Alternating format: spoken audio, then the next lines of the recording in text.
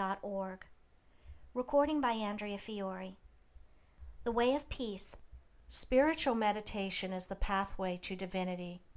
It is the mystic ladder which reaches from earth to heaven, from error to truth, from pain to peace. Every saint has climbed it, every sinner must sooner or later come to it, and every weary pilgrim that turns his back upon self and the world, and sets his face resolutely toward the Father's home, must plant his feet upon its golden rounds.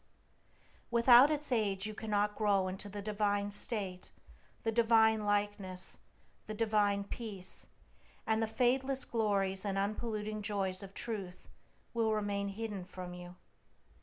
Meditation is the intense dwelling, in thought, upon an idea or theme, with the object of thoroughly comprehending it, and whatsoever you constantly meditate upon, you will not only come to understand, but will grow more and more into its likeness, for it will become incorporated into your very being, will become, in fact, your very self. If, therefore, you constantly dwell upon that which is selfish and debasing, you will ultimately become selfish and debased. If you ceaselessly think upon that which is pure and unselfish, you will surely become pure and unselfish. Tell me what that is upon which you most frequently and intensely think, that to which, in your silent hours, your soul most naturally turns, and I will tell you to what place of pain or peace you are traveling, and whether you are growing into the likeness of the divine or the bestial. There is an unavoidable tendency to become literally the embodiment of that quality upon which one most constantly thinks. Let, therefore, the object of your meditation be above and not below, so that every time you revert to it in thought, you will be lifted up. Let it be pure and unmixed with any selfish element. So shall your heart become purified and drawn nearer to truth, and not defiled and dragged more hopelessly into error. Meditation, in the spiritual sense in which I am now using it, is the secret of all growth in spiritual life and knowledge. Every prophet, sage, and savior became such by the power of meditation. Buddha meditated upon the truth until he could say, "I am the truth." Jesus brooded upon the divine immanence until at last he could declare, "I and my Father are one." Meditation centered upon divine realities is the very essence and soul of prayer. It is the silent reaching of the soul toward the eternal. Mere petitionary prayer without meditation is a body without a soul, and is powerless to lift the mind and heart above sin and affliction. If you are daily praying for wisdom, for peace, for loftier purity and a fuller realization of truth, and that for which you pray is still far from you, it means that you are praying for one thing while living out in thought and act another. If you will cease from such waywardness, taking your mind off those things the selfish clinging to, which debars you from the possession of the stainless realities for which you pray, if you will no longer ask God to grant you that which you do not deserve, or to bestow upon you that love and compassion which you refuse to bestow upon others, but will commence to think and act in the spirit of truth, you will day by day be growing into those realities, so that ultimately you will become one with them. He who would secure any worldly advantage must be willing to work vigorously for it, and he would be foolish indeed who waited with folded hands, expected it to come to him for the mere asking. Do not then vainly imagine that you can obtain the heavenly possessions without making an effort.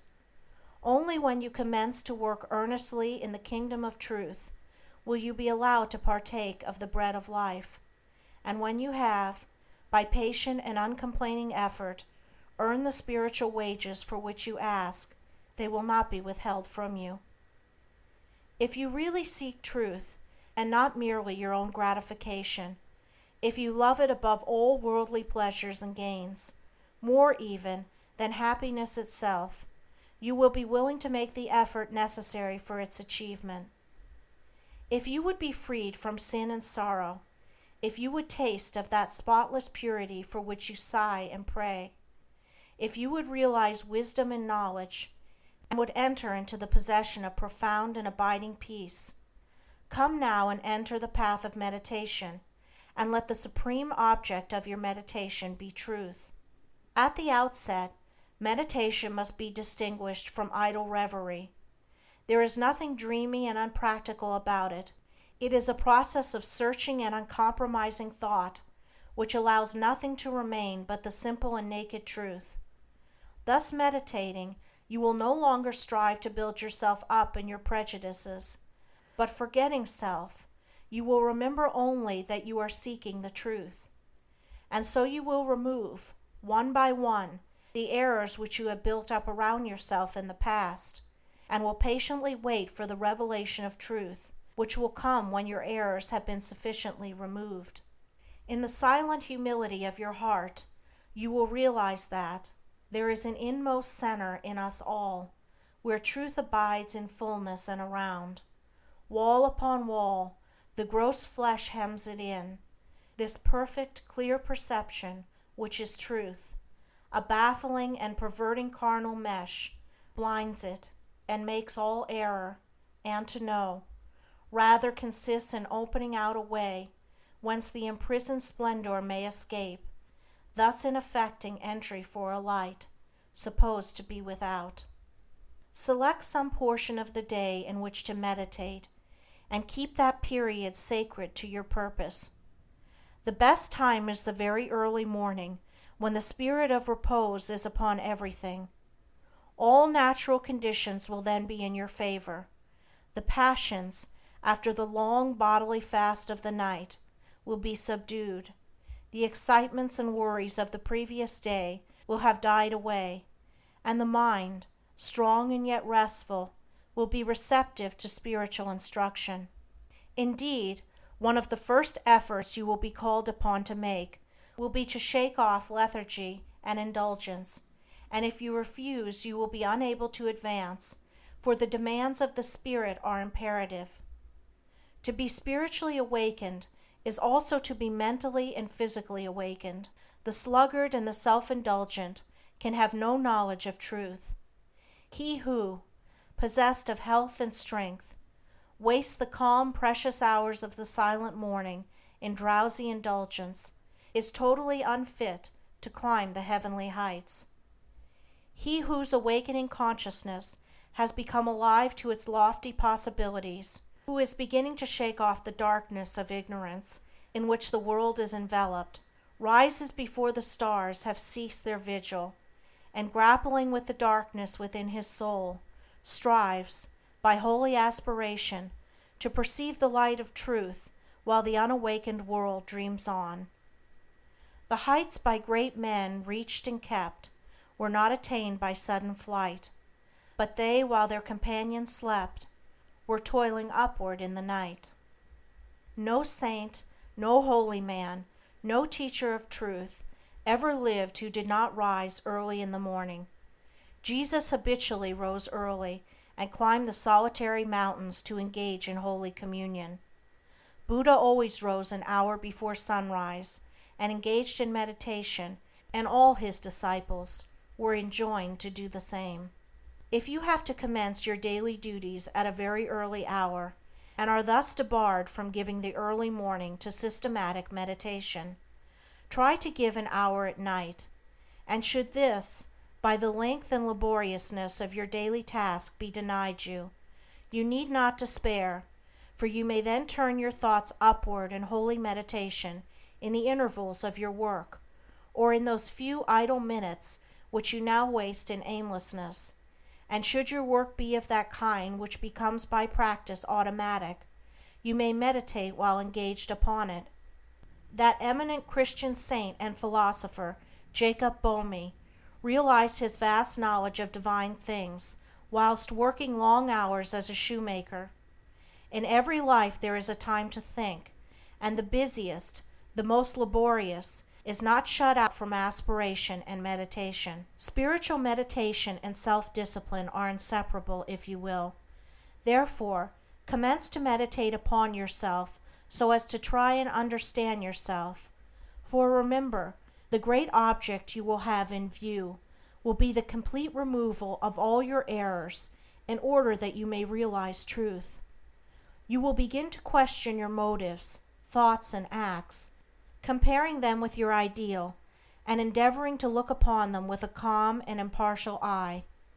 In this manner, you will be constantly gaining more of that mental and spiritual equilibrium, without which men are but helpless straws upon the ocean of life. If you are given to hatred or anger, you will meditate upon gentleness and forgiveness, so as to become acutely alive to a sense of your harsh and foolish conduct. You will then begin to dwell in thoughts of love, of gentleness, of abounding forgiveness, and as you overcome the lower by the higher, there will gradually, silently steal into your heart a knowledge of the divine law of love, with an understanding of its bearing upon all the intricacies of life and conduct. And in applying this knowledge to your every thought, word, and act, you will grow more and more gentle, more and more loving, more and more divine. And thus with every error, every selfish desire, every human weakness, by the power of meditation is it overcome, and as each sin, each error is thrust out, a fuller and clearer measure of the light of truth illuminates the pilgrim soul. Thus meditating, you will be ceaselessly fortifying yourself against your only real enemy, your selfish, perishable self, and will be establishing yourself more and more firmly in the divine and imperishable self that is inseparable from truth. The direct outcome of your meditations will be a calm spiritual strength, which will be your stay and resting place in the struggle of life. Great is the overcoming power of holy thought, and the strength and knowledge gained in the hour of silent meditation will enrich the soul with saving remembrance in the hour of strife, of sorrow, or of temptation. As, by the power of meditation, you grow in wisdom, you will relinquish more and more your selfish desires, which are fickle, impermanent, and productive of sorrow and pain, and will take your stand, with increasing steadfastness and trust, upon unchangeable principles, and will realize heavenly rest. The use of meditation is the acquirement of a knowledge of eternal principles, and the power which results from meditation is the ability to rest upon and trust those principles, and so become one with the eternal. The end of meditation is, therefore, direct knowledge of truth, God, and the realization of divine and profound peace. Let your meditations take their rise from the ethical ground which you now occupy. Remember that you are to grow into truth by steady perseverance. If you are an orthodox Christian, meditate ceaselessly upon the spotless purity and divine excellence of the character of Jesus, and apply his every precept to your inner life and outward conduct, so as to approximate more and more toward his perfection.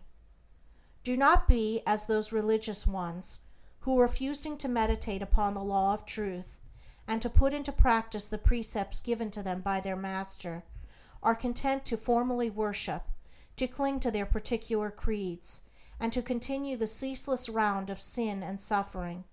Strive to rise, by the power of meditation, above all selfish clinging to partial gods or party creeds, above dead formalities and lifeless ignorance. Thus walking the highway of wisdom, with mind fixed upon the spotless truth, you shall know no halting place short of the realization of truth. He who earnestly meditates first perceives a truth, as it were, afar off, and then realizes it by daily practice. It is only the doer of the word of truth that can know the doctrine of truth, for though by pure thought the truth is perceived, it is only actualized by practice. Said the divine Gautama, the Buddha, "He who gives himself up to vanity, and does not give himself up to meditation, forgetting the real aim of life and grasping at pleasure, will in time envy him who has exerted himself in meditation, and he instructed his disciples in the following 5 great meditations.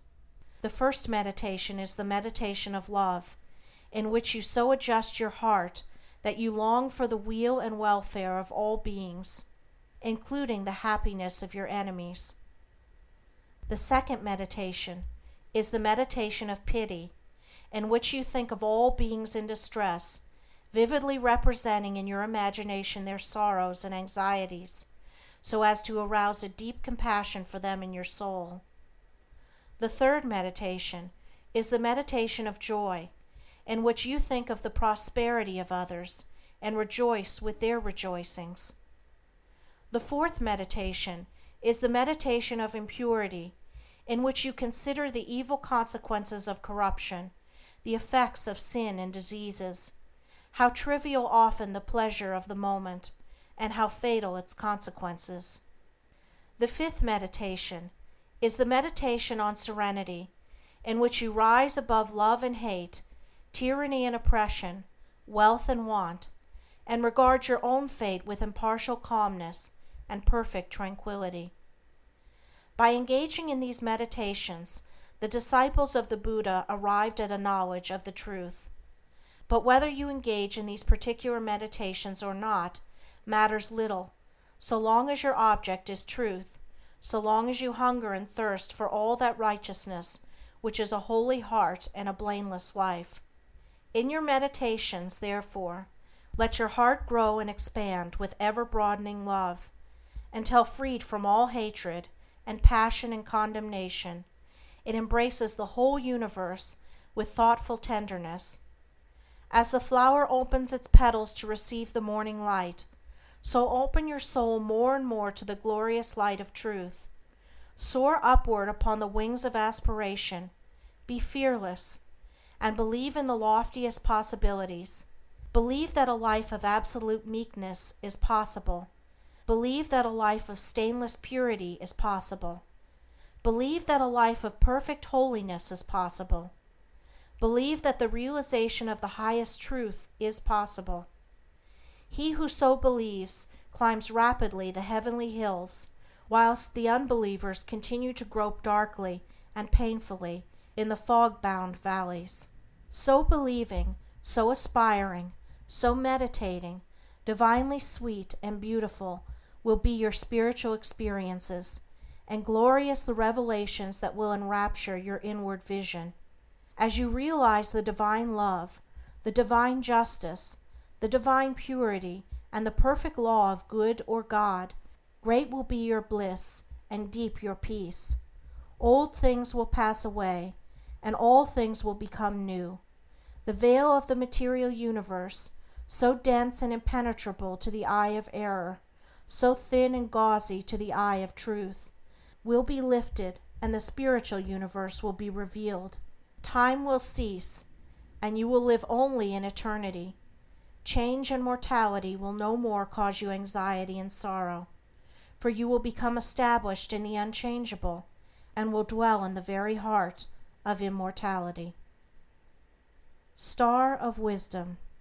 Star that of the birth of Vishnu, birth of Krishna, Buddha, Jesus, told the wise ones, heavenward looking, waiting, watching for thy gleaming, in the darkness of the night time, in the starless gloom of midnight, shining herald of the coming, of the kingdom of the righteous, teller of the mystic story, of the lowly birth of Godhead, in the stable of the passions, in the manger of the mind-soul, silent singer of the secret, of compassion deep and holy, to the heart with sorrow burdened, to the soul with waiting weary, star of all surpassing brightness, thou again dost deck the midnight, thou again dost cheer the wise ones, watching in the creedal darkness, weary of the endless battle with the grinding blades of error, tired of lifeless, useless idols, of the dead forms of religions, spent with watching for thy shining. Thou hast ended their despairing, thou hast lighted up their pathway. Thou hast brought again the old truths to the hearts of all thy watchers. To the souls of them that love thee thou dost speak of joy and gladness, of the peace that comes of sorrow. Blessed are they that can see thee, weary wanderers in the night time. Blessed they who feel the throbbing, in their bosoms feel the pulsing of a deep love stirred within them by the great power of thy shining. Let us learn thy lesson truly, learn it faithfully and humbly, learn it meekly, wisely, gladly.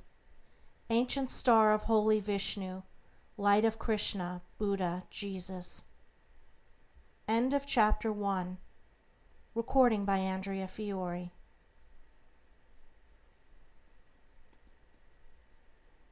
The Way of Peace by James Allen. Chapter 2. The Two Masters, Self and Truth. Upon the battlefield of the human soul, two masters are ever contending for the crown of supremacy, for the kingship and dominion of the heart: the master of self, called also the prince of this world, and the master of truth, called also the Father God. The master self is that rebellious one whose weapons are passion, pride, avarice, vanity, self-will, implements of darkness. The master truth is that meek and lowly one whose weapons are gentleness, patience, purity, sacrifice, humility, love, instruments of light. In every soul the battle is waged, and as a soldier cannot engage at once in two opposing armies, so every heart is enlisted either in the ranks of self or of truth. There is no half and half course. There is self and there is truth. Where self is, truth is not. Where truth is, self is not. Thus spake Buddha, the teacher of truth, and Jesus, the manifested Christ, declared that no man can serve two masters, for either he will hate the one and love the other, or else he will hold to the one and despise the other. Ye cannot serve God and mammon. Truth is so simple, so absolutely undeviating and uncompromising, that it admits of no complexity, no turning, no qualification. Self is ingenious, crooked, and governed by subtle and snaky desire, admits of endless turnings and qualifications, and deluded worshippers of self vainly imagine that they can gratify every worldly desire, and at the same time possess the truth. But the lovers of truth worship truth with the sacrifice of self, and ceaselessly guard themselves against worldliness and self-seeking. Do you seek to know and to realize truth? Then you must be prepared to sacrifice, to renounce to the uttermost, for truth in all its glory can only be perceived and known when the last vestige of self has disappeared. The eternal Christ declared that he who would be his disciple must deny himself daily. Are you willing to deny yourself, to give up your lusts, your prejudices, your opinions? If so, you may enter the narrow way of truth and find that peace from which the world is shut out. The absolute denial, the utter extinction of self, is the perfect state of truth, and all religions and philosophies are but so many aids to this supreme attainment. Self is the denial of truth. Truth is the denial of self. As you let self die, you will be reborn in truth. As you cling to self, truth will be hidden from you.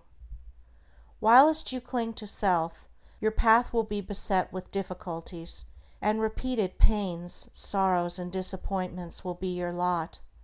There are no difficulties in truth, and coming to truth, you will be freed from all sorrow and disappointment. Truth in itself is not hidden and dark. It is always revealed and is perfectly transparent. But the blind and wayward self cannot perceive it. The light of day is not hidden except to the blind, and the light of truth is not hidden except to those who are blinded by self. Truth is the one reality in the universe, the inward harmony, the perfect justice, the eternal love. Nothing can be added to it nor taken from it. It does not depend upon any man, but all men depend upon it. You cannot perceive the beauty of truth while you are looking out through the eyes of self. If you are vain, you will color everything with your own vanities. If lustful, your heart and mind will be so clouded with the smoke and flames of passion that everything will appear distorted through them. If proud and opinionative, you will see nothing in the whole universe except the magnitude and importance of your own opinions. There is one quality which preeminently distinguishes the man of truth from the man of self, and that is humility. To be not only free from vanity, stubbornness, and egotism, but to regard one's own opinions as of no value, this indeed is true humility. He who is immersed in self regards his own opinions as truth, and the opinions of other men as error. But that humble truth-lover who has learned to distinguish between opinion and truth regards all men with the eye of charity, and does not seek to defend his opinions against theirs, but sacrifices those opinions that he may love the more, that he may manifest the spirit of truth. For truth in its very nature is ineffable, and can only be lived. He who has most of charity has most of truth. Men engage in heated controversies and foolishly imagine they are defending the truth, when in reality they are merely defending their own petty interests and perishable opinions. The follower of self takes up arms against others. The follower of truth takes up arms against himself. Truth, being unchangeable and eternal, is independent of your opinion and of mine. We may enter into it, or we may stay outside, but both our defense and our attack are superfluous, and are hurled back upon themselves. Men enslaved by self, passionate, proud, and condemnatory, believe their particular creed or religion to be the truth, and all other religions to be error, and they proselytize with passionate ardor. There is but one religion, the religion of truth. There is but one error, the error of self. Truth is not a formal belief, it is unselfish, holy, and aspiring heart, and he who has truth is at peace with all, and cherishes all with thoughts of love. You may easily know whether you are a child of truth or a worshipper of self, if you will silently examine your mind, heart, and conduct.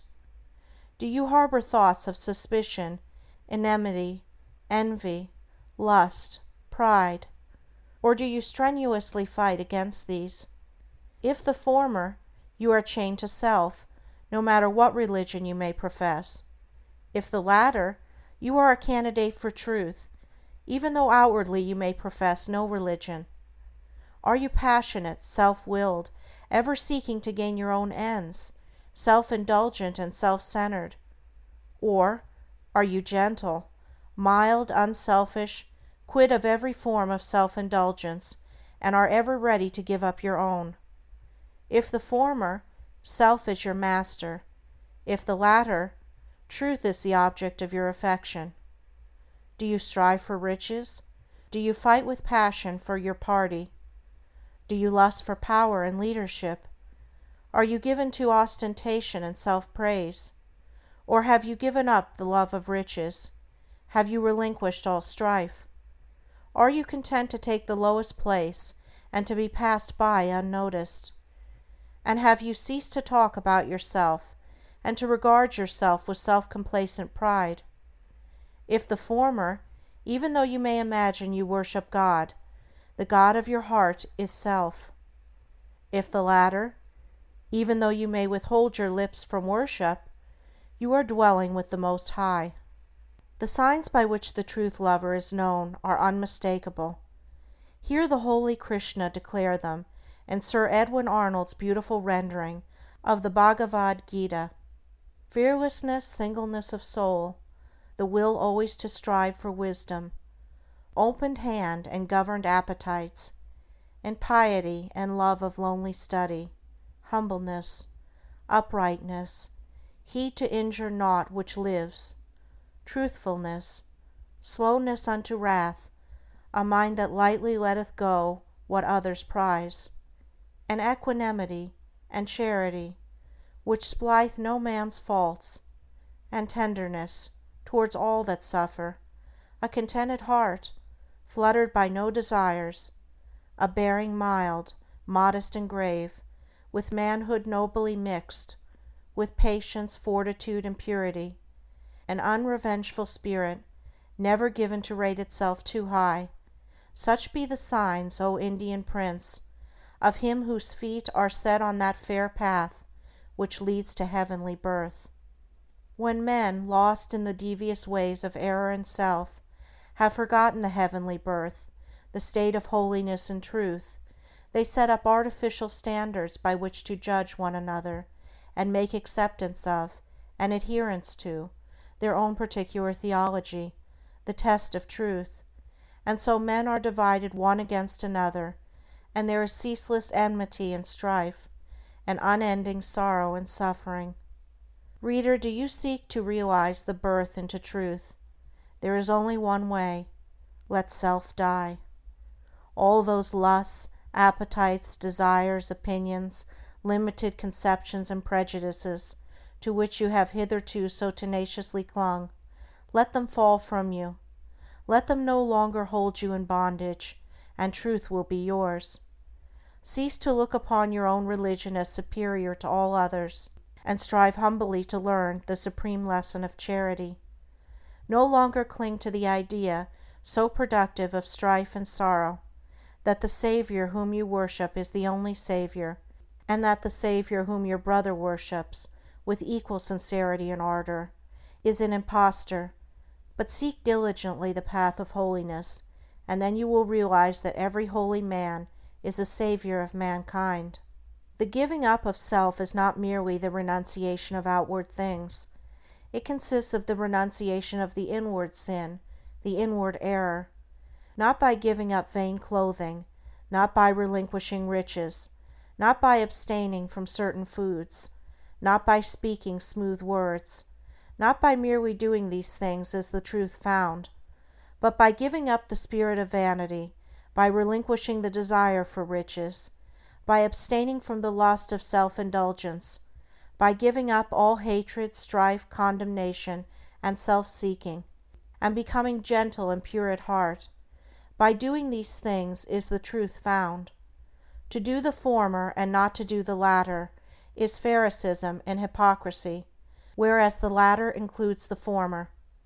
You may renounce the outward world and isolate yourself in a cave or in the depths of a forest, but you will take all your selfishness with you, and unless you renounce that, great indeed will be your wretchedness and deep your delusion. You may remain just where you are, performing all your duties, and yet renounce the world, the inward enemy. To be in the world, and yet not of the world, is the highest perfection, the most blessed peace, is to achieve the greatest victory.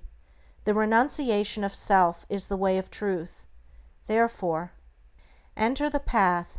There is no grief like hate, no pain like passion, no deceit like sense. Enter the path. Far hath he gone whose foot treads down one fond offense. As you succeed in overcoming self, you will begin to see things in their right relations. He who is swayed by any passion, prejudice, like or dislike, adjusts everything to that particular bias, and sees only his own delusions. He who is absolutely free from all passions, prejudice, preference, and partiality, sees himself as he is, sees others as they are, sees all things in their proper proportions and right relations. Having nothing to attack, nothing to defend, nothing to conceal, and no interest to guard, he is at peace. He has realized the profound simplicity of truth, for this unbiased, tranquil, blessed state of mind and heart is the state of truth. He who attends to it dwells with the angels, and sits at the footstool of the Supreme. Knowing the great law, knowing the origin of sorrow, knowing the secret of suffering, knowing the way of emancipation and truth, how can such a one engage in strife or condemnation? For though he knows that the blind, self-seeking world, surrounded with the clouds of its own illusions, and enveloped in the darkness of error and self, cannot perceive the steadfast light of truth, and is utterly incapable of comprehending the profound simplicity of the heart that has died, or is dying to self. Yet he also knows that when the suffering ages have piled up mountains of sorrow, the crushed and burdened soul of the world will fly to its final refuge, and that when the ages are completed, every prodigal will come back to the fold of truth. And so he dwells in good will toward all, and regards all with that tender compassion which a father bestows upon his wayward children. Men cannot understand truth because they cling to self, because they believe in and love self, because they believe self to be the only reality, whereas it is the one delusion. When you cease to believe in and love self, you will desert it, and fly to truth, and will find the eternal reality. When men are intoxicated with the wines of luxury and pleasure and vanity, the thirst of life grows and deepens within them, and they delude themselves with dreams of fleshy immortality.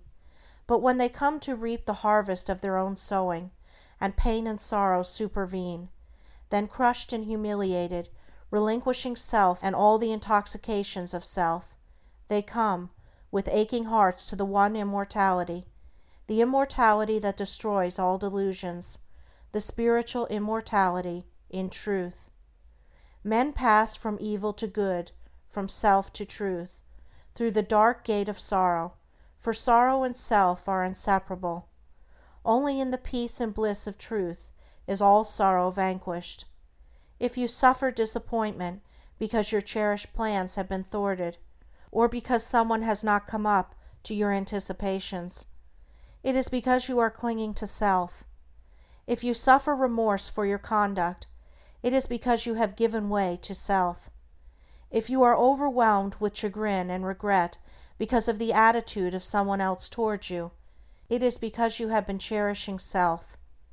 If you are wounded on account of what has been done to you or said of you, it is because you are walking in the painful way of self. All suffering is of self. All suffering ends in truth. When you have entered into and realized truth, you will no longer suffer disappointment, remorse, and regret, and sorrow will flee from you. Self is the only prison that can ever bind the soul. Truth is the only angel that can bid the gates unroll. And when he comes to call thee, arise and follow fast. His way may lie through darkness, but it leads to light at last. The woe of the world is of its own making. Sorrow purifies and deepens the soul, and the extremity of sorrow is the prelude to truth. Have you suffered much? Have you sorrowed deeply? Have you pondered seriously upon the problem of life? If so, you are prepared to wage war against self and to become a disciple of truth.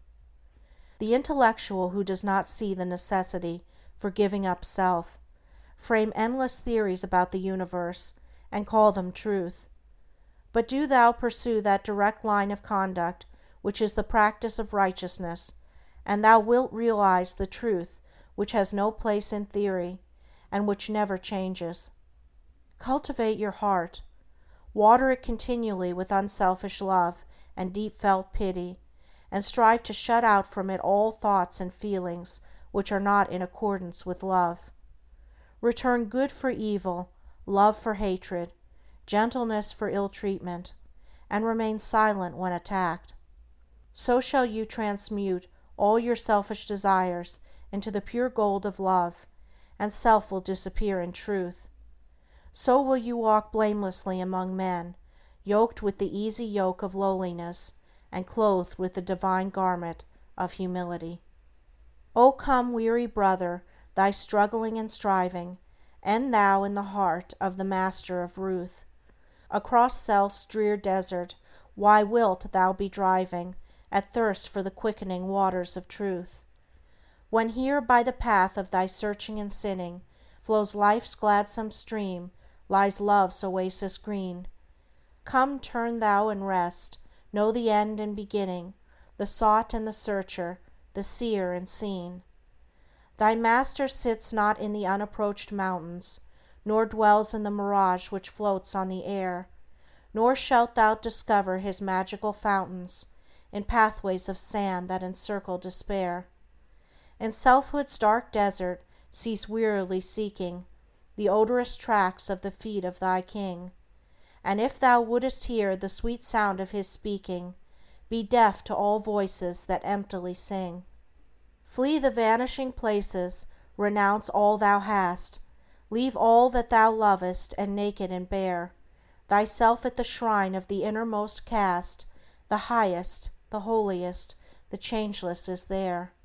Within in the heart of the silence he dwelleth, leave sorrow and sin, leave thy wanderings sore, come bathe in his joy, whilst he, whispering, telleth thy soul what it seeketh, and wander no more. Then cease, weary brother, thy struggling and striving, find peace in the heart of the Master of Ruth. Across self's darkest desert cease wearily driving, come, drink at the beautiful waters of truth. End of Chapter 2. Recording by Andrea Fiore. The Way of Peace by James Allen. Chapter 3. The Acquirement of Spiritual Power. The world is filled with men and women seeking pleasure, excitement, novelty, seeking ever to be moved to laughter or tears, not seeking strength, stability, and power, but courting weakness, and eagerly engaged in dispersing what power they have. Men and women of real power and influence are few, because few are prepared to make the sacrifice necessary to the acquirement of power, and fewer still are ready to patiently build up character. To be swayed by your fluctuating thoughts and impulses is to be weak and powerless. To rightly control and direct those forces is to be strong and powerful. Men of strong animal passions have much of the ferocity of the beast, but this is not power. The elements of power are there, but it is only when this ferocity is tamed and subdued by the higher intelligence that real power begins, and men can only grow in power by awakening themselves to higher and ever higher states of intelligence and consciousness. The difference between a man of weakness and one of power lies not in the strength of the personal will, for the stubborn man is usually weak and foolish, but in that focus of consciousness which represents their states of knowledge. The pleasure seekers, the lovers of excitement, the hunters after novelty, and the victims of impulse and hysterical emotion lack that knowledge of principles which gives balance, stability, and influence. A man commences to develop power when, checking his impulses and selfish inclinations, he falls back upon the higher and calmer consciousness within him, and begins to steady himself upon a principle. The realization of unchanging principles in consciousness is at once the source and secret of the highest power.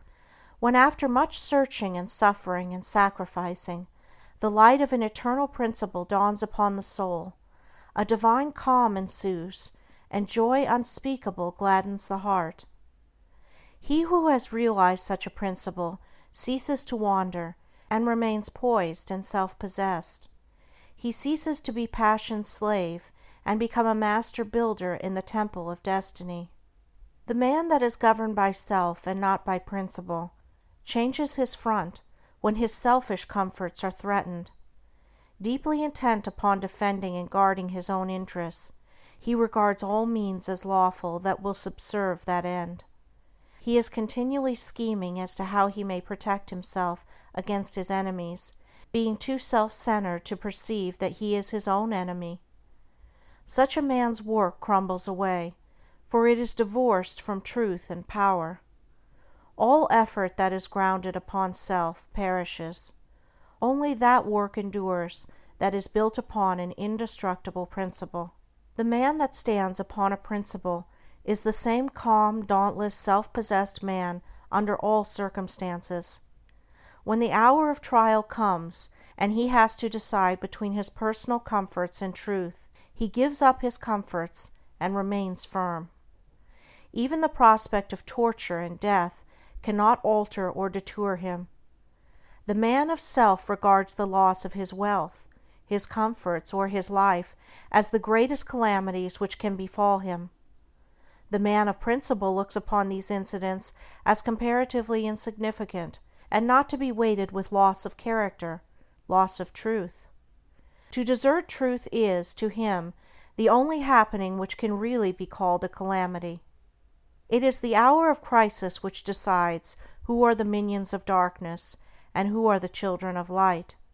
It is the epoch of threatening disaster, ruin, and persecution which divides the sheep from the goats, and reveals to the reverential gaze of succeeding ages the men and women of power. It is easy for a man, so long as he is left in the enjoyment of his possessions, to persuade himself that he believes in and adheres to the principles of peace, brotherhood, and universal love. But if when his enjoyments are threatened, or he imagines they are threatened, he begins to clamor loudly for war, he shows that he believes in and stands upon not peace, brotherhood, and love, but strife, selfishness, and hatred. He who does not desert his principles when threatened with the loss of every earthly thing, even to the loss of reputation and life, is the man of power, is the man whose every word and work endures, is the man whom the afterworld honors, reveres, and worships. Rather than desert that principle of divine love on which he rested, and which all his trust was placed, Jesus endured the utmost extremity of agony and deprivation, and today the world prostrates itself at his pierced feet in rapt adoration. There is no way to the acquirement of spiritual power except by that inward illumination and enlightenment which is the realization of spiritual principles, and those principles can only be realized by constant practice and application. Take the principle of divine love, and quietly and diligently meditate upon it, with the object of arriving at a thorough understanding of it.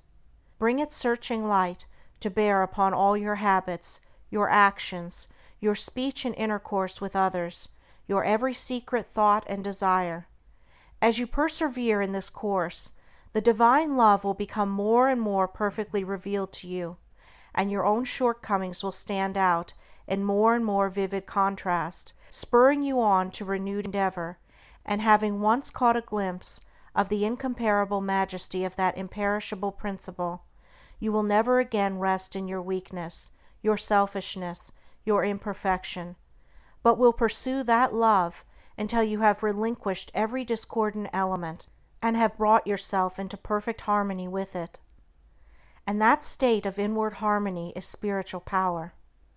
Take also other spiritual principles, such as purity and compassion, and apply them in the same way, and so exacting is truth, you will be able to make no stay, no resting place, until the inmost garment of your soul is bereft of every stain, and your heart has become incapable of any hard, condemnatory, and pitiless impulse.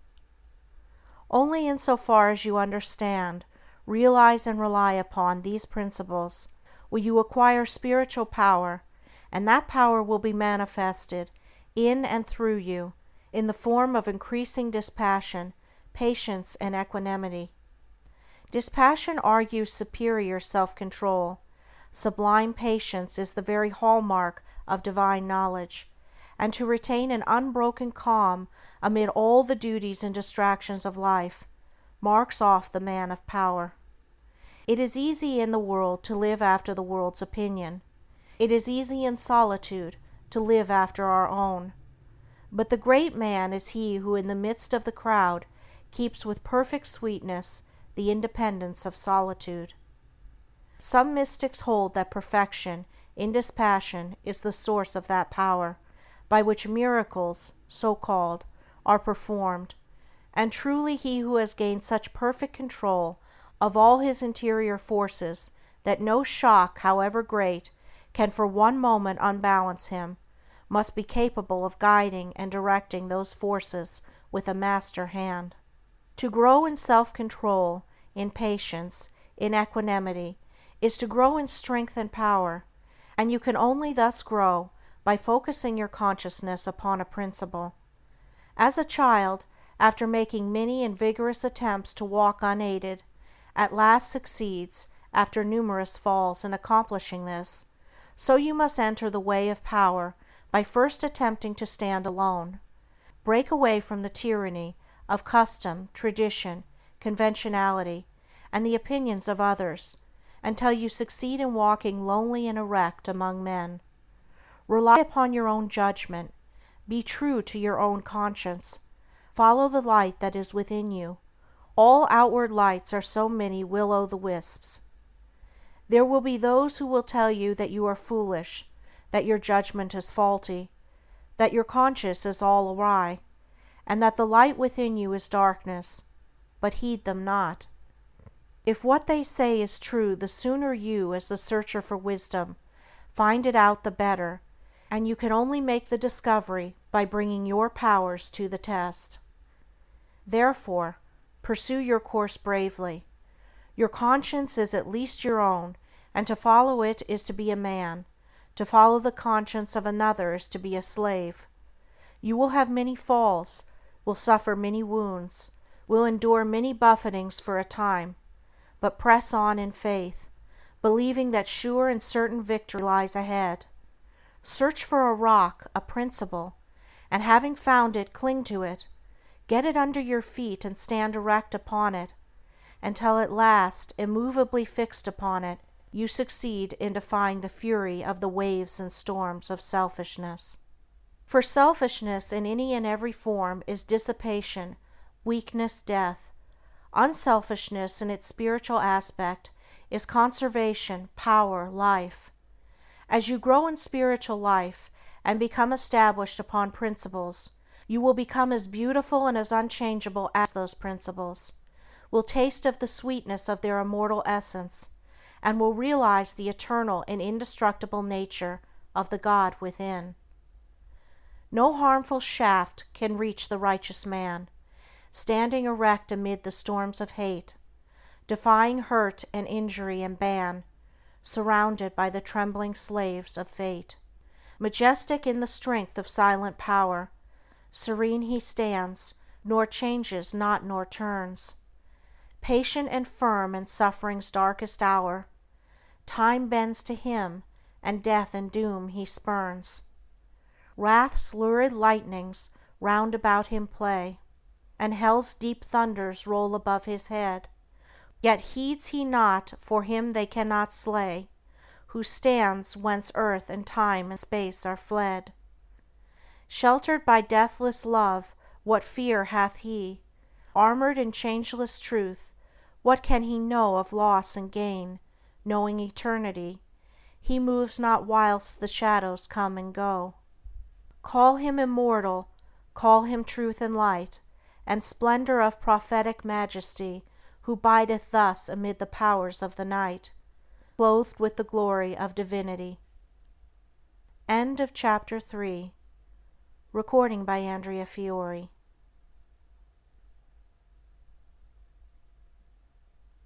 The Way of Peace by James Allen. Chapter 4. The realization of selfless love. It is said that Michelangelo saw in every rough block of stone a thing of beauty, awaiting the master hand to bring it into reality. Even so, within each, there reposes the divine image awaiting the master hand of faith and the chisel of patience to bring it into manifestation. And that divine image is revealed and realized as stainless, selfless love. Hidden deep in every human heart, though frequently covered up with a mass of hard and almost impenetrable accretions, is the spirit of divine love, whose holy and spotless essence is undying and eternal. It is the truth in man, it is that which belongs to the Supreme, that which is real and immortal. All else changes and passes away.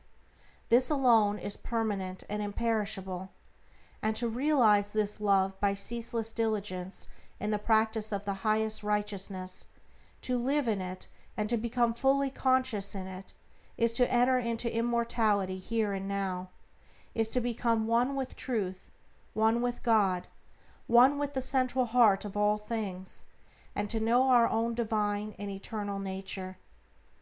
To reach this love, to understand and experience it, one must work with great persistency and diligence upon his heart and mind, must ever renew his patience and keep strong his faith, for there will be much to remove, much to accomplish, before the divine image is revealed in all its glorious beauty.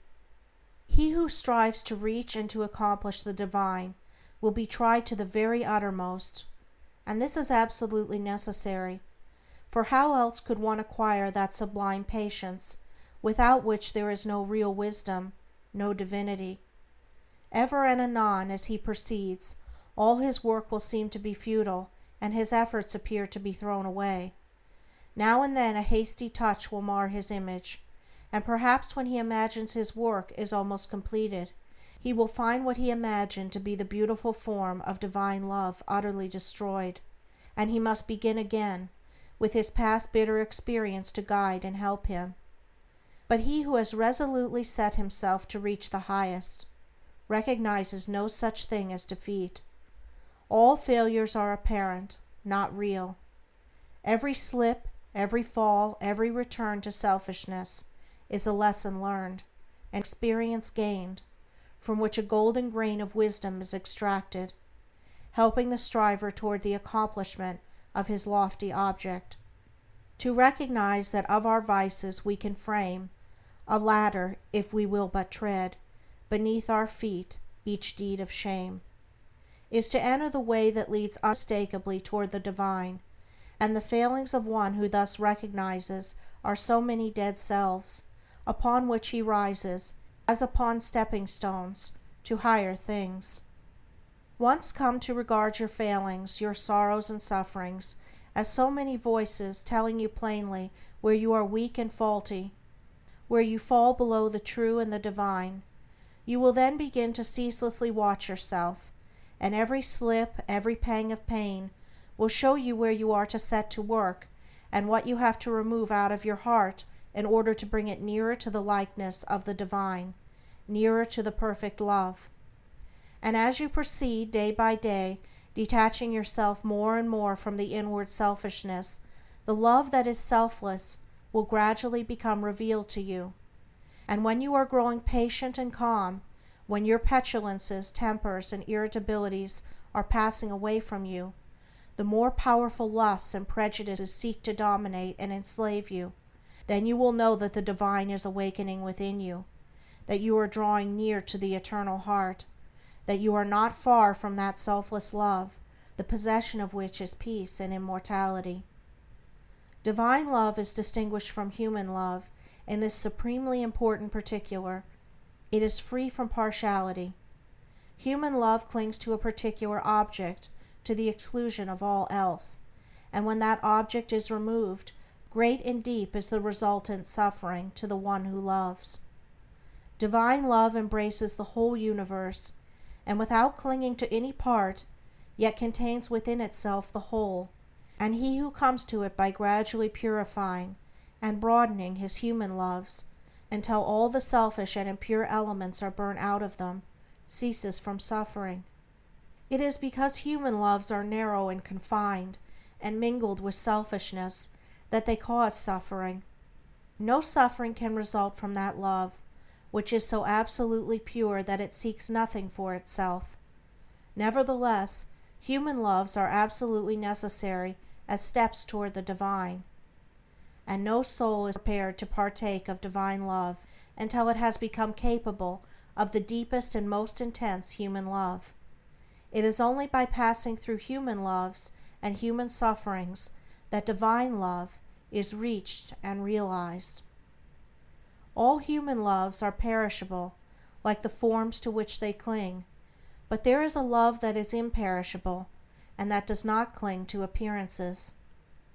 All human loves are counterbalanced by human hates, but there is a love that admits of no opposite or reaction, divine and free from all taint of self, that sheds its fragrance on all alike. Human loves are reflections of the divine love, and draw the soul nearer to the reality, the love that knows neither sorrow nor change. It is well that the mother, clinging with passionate tenderness to the little helpless form of flesh that lies on her bosom, should be overwhelmed with the dark waters of sorrow when she sees it laid on the cold earth.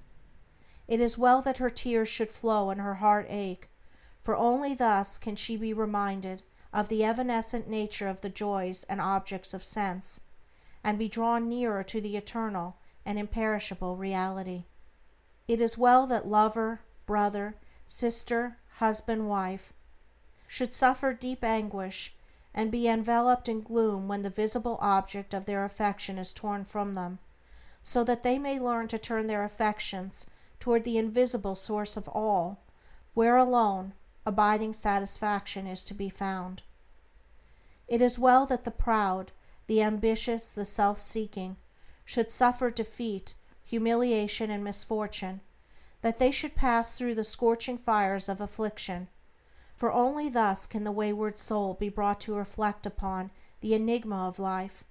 Only thus can the heart be softened and purified, and prepared to receive the truth. When the sting of anguish penetrates the heart of human love, when gloom and loneliness and desertion cloud the soul of friendship and trust, then it is that the heart turns toward the sheltering love of the Eternal, and finds its rest in its silent peace. And whosoever comes to this love is not turned away comfortless, is not pierced with anguish, nor surrounded with gloom, and is never deserted in the dark hour of trial. The glory of divine love can only be revealed in the heart that is chastened by sorrow, and the image of the heavenly state can only be perceived and realized when the lifeless, formless accretions of ignorance and self are hewn away. Only that love that seeks no personal gratification or reward, that does not make distinctions, and that leaves behind no heartaches, can be called divine. Men clinging to self and to the comfortless shadows of evil are in the habit of thinking of divine love as something belonging to a God who is out of reach, as something outside themselves, and that must forever remain outside.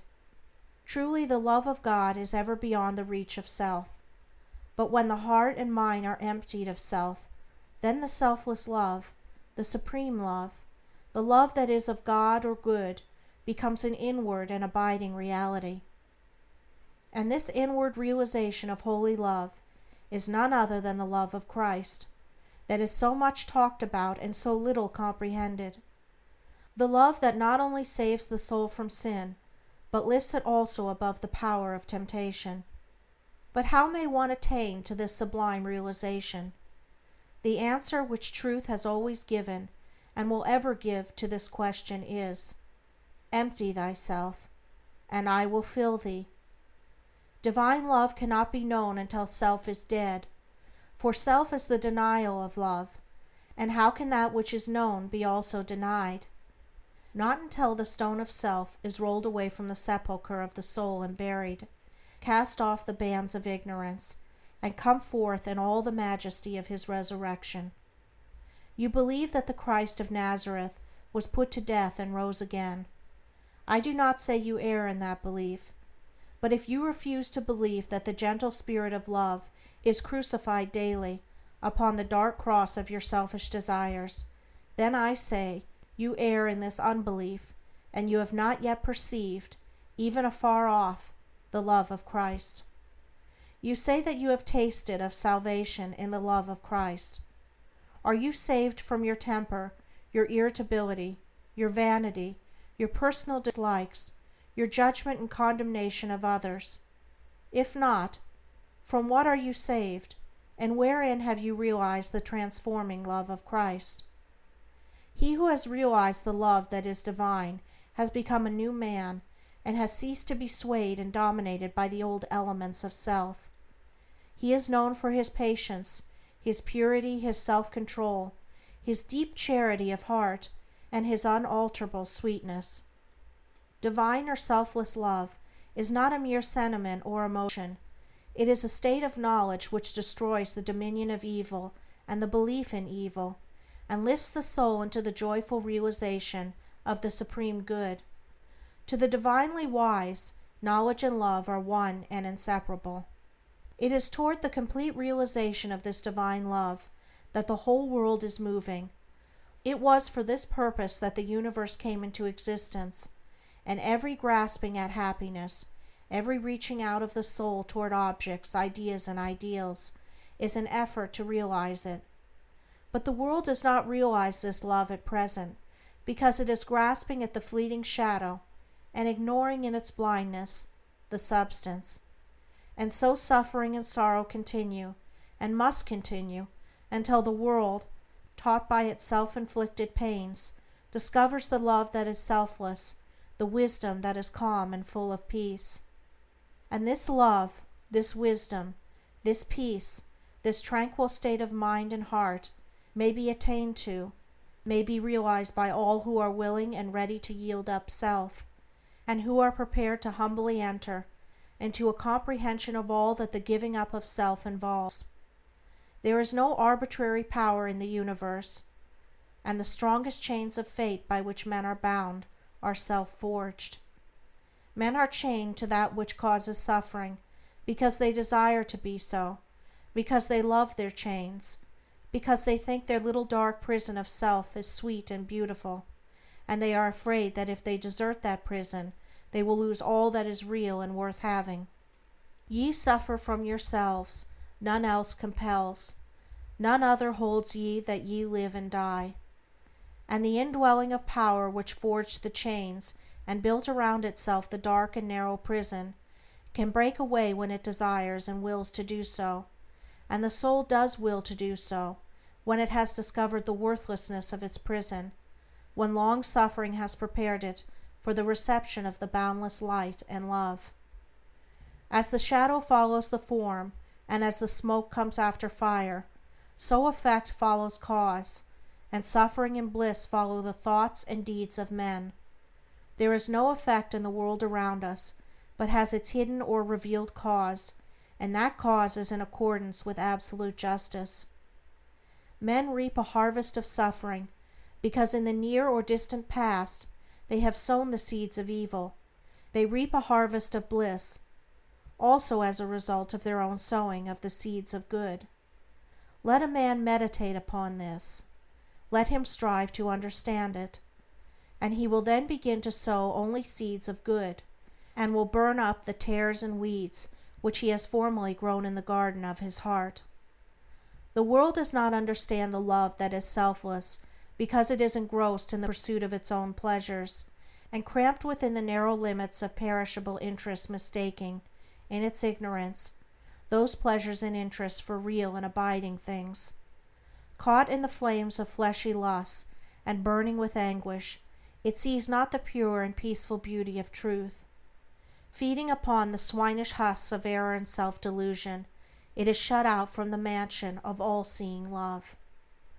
Not having this love, not understanding it, men institute innumerable reforms which involve no inward sacrifice, and each imagines that his reform is going to right the world forever, while he himself continues to propagate evil by engaging it in his own heart.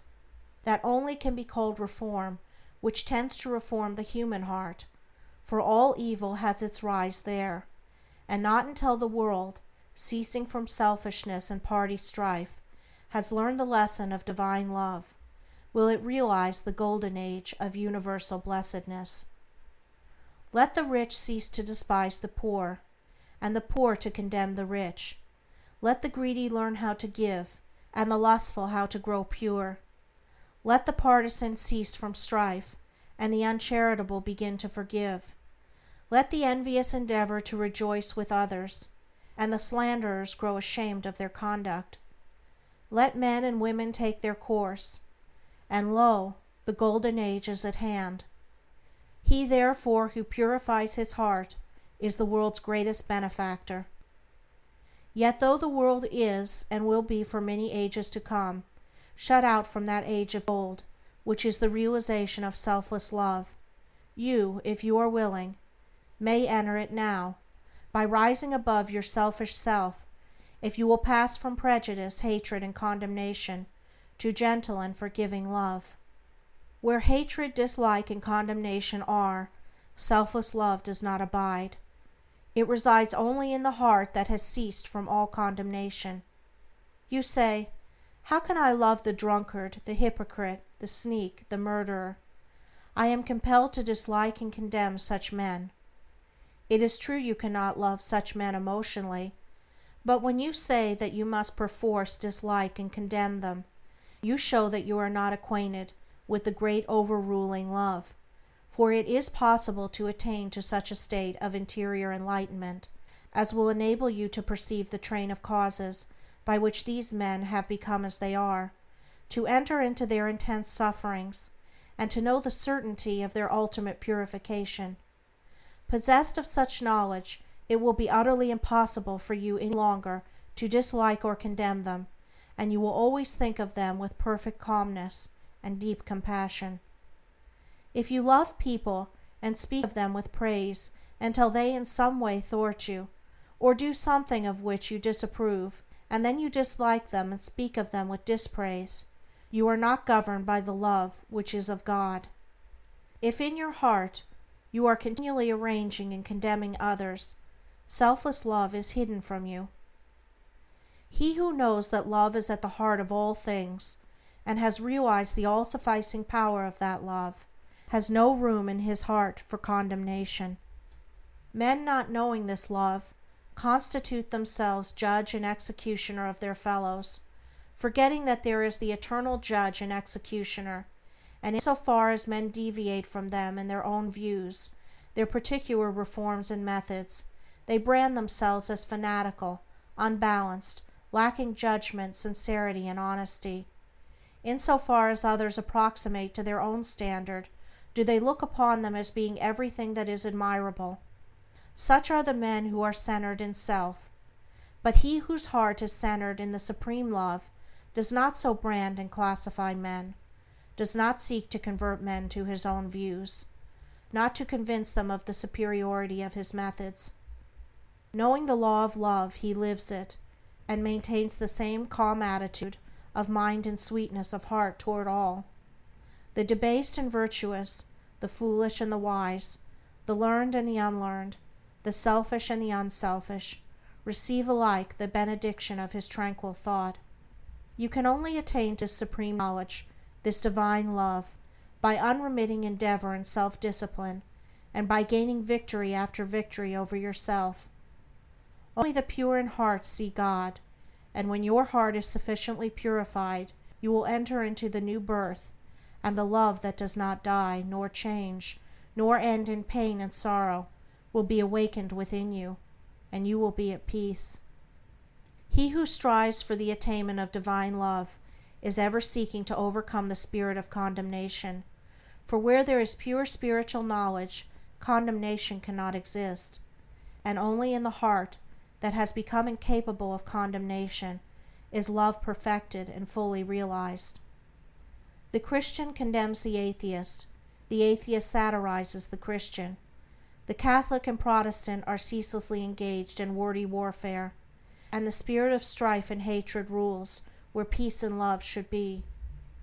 He that hateth his brother is a murderer, a crucifier of the divine spirit of love, and until you can regard men of all religions and of no religion with the same impartial spirit, with all freedom from dislike, and with perfect equanimity, you have yet to strive for that love which bestows upon its possessor freedom and salvation.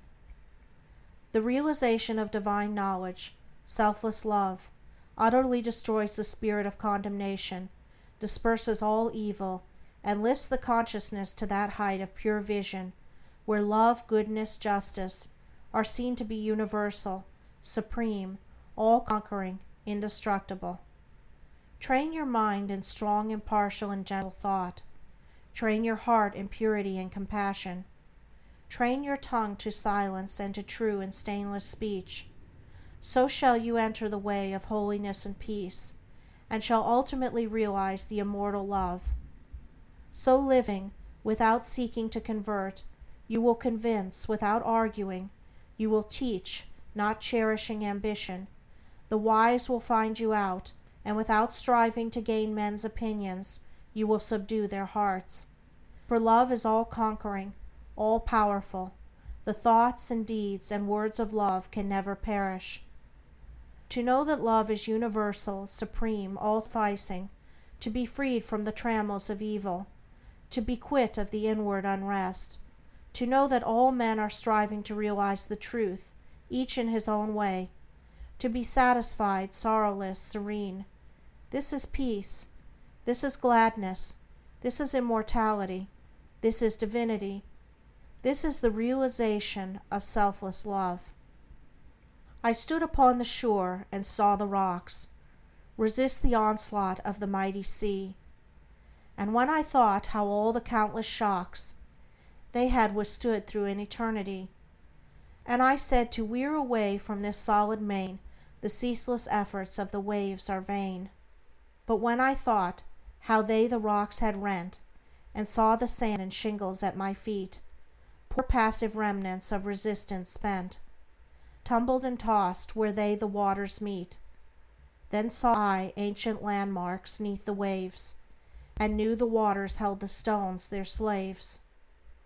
I saw the mighty work the waters wrought, by patient softness and unceasing flow, how they the proudest promontory brought unto their feet, and massy hills laid low, how the soft drops the adamantine wall conquered at last, and brought it to its fall. And then I knew that hard resisting sin should yield at last to love's soft ceaseless roll, coming and going, ever flowing in upon the proud rocks of the human soul, that all resistance should be spent and past, and every heart yield unto it at last. End of chapter 4. Recording by Andrea Fiore. The Way of Peace by James Allen, Chapter 5. Entering into the Infinite.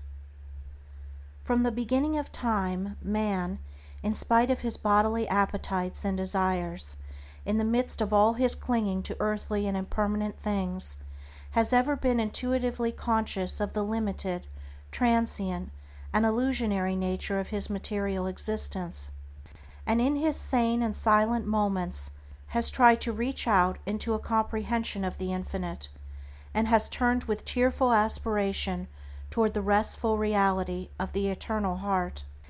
While vainly imagining that the pleasures of earth are real and satisfying, pain and sorrow continually remind him of their unreal and unsatisfying nature.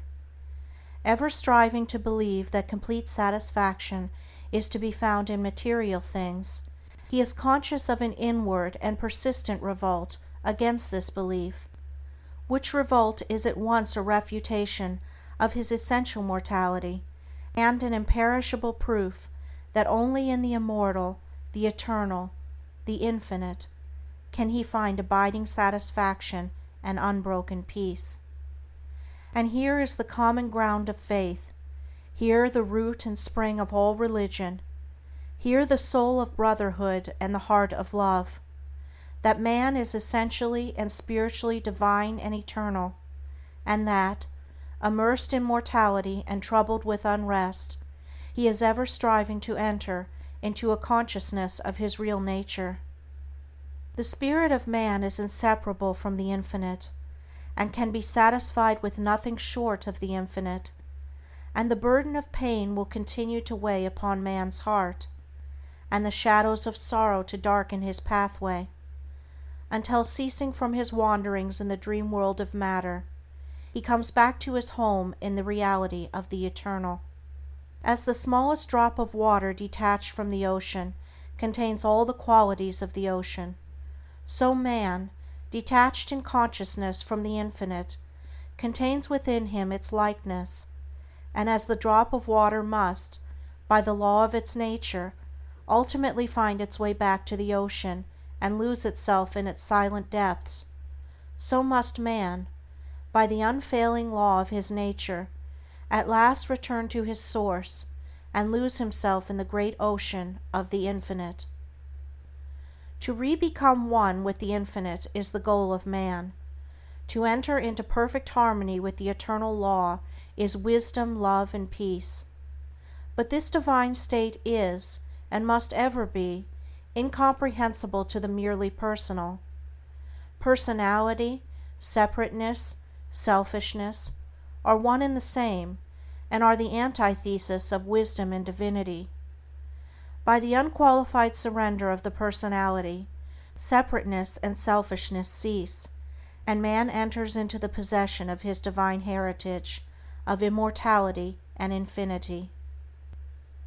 Such surrender of the personality is regarded by the worldly and selfish mind as the most grievous of all calamities, the most irreparable loss, yet it is the one supreme and incomparable blessing, the only real and lasting gain.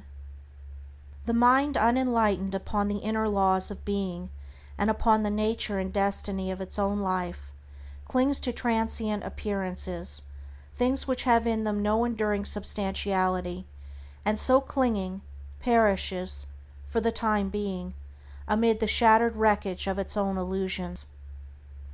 Men cling to and gratify the flesh as though it were going to last forever, and though they try to forget the nearness and inevitability of its dissolution, the dread of death and of the loss of all that they cling to clouds their happiest hours, and the chilling shadow of their own selfishness follows them like a remorseless spectre.